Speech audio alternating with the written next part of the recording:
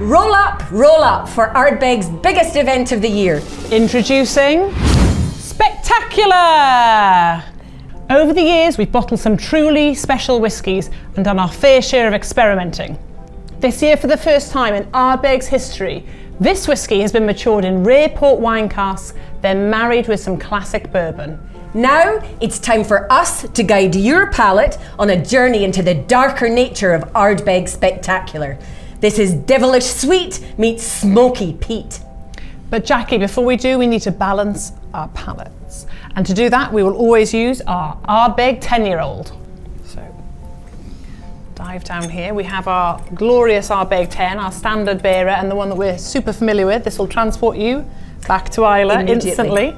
The colour kind of belies what we're going to nose, doesn't it? Quite indeed. light in colour. And on the nose, it's very obviously Ardbeg. You get that smoked fish, you've got that tarry rope, you get that briny sea spray as well.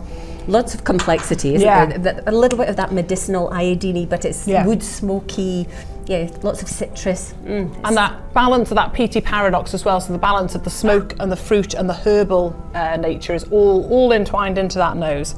So much in such a small glass. Indeed there is. So let's add a couple of drops of water. I think you get more of those herbal characteristics coming out. It becomes more tobacco-y, doesn't it? Ashy. Yeah, and you get that sooty pine as well coming out. As you roll it around your palate, it's like there's explosions everywhere. You get layers and layers of peat smoke coming through, that damp peat moss. It's almost like you're standing in the peat bogs with a smoky fire drifting over you. Been there, done that. Indeed, many times. And then on to the main event.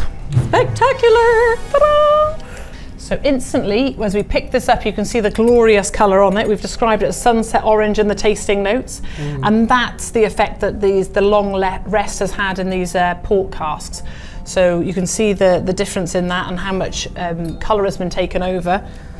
It's a glorious colour. I love port. Yeah, it is. It does impart a great deal of colour onto the whiskey itself. So as you put your nose in there, it's beautifully fragrant, isn't it? It is. It is fragrant. It's smoky. You get lavender. You get these earthy vetiver flavours that we've described as well.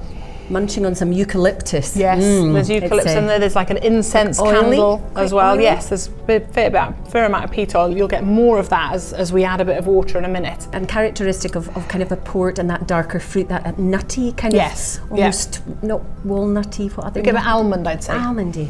Almond nuttiness.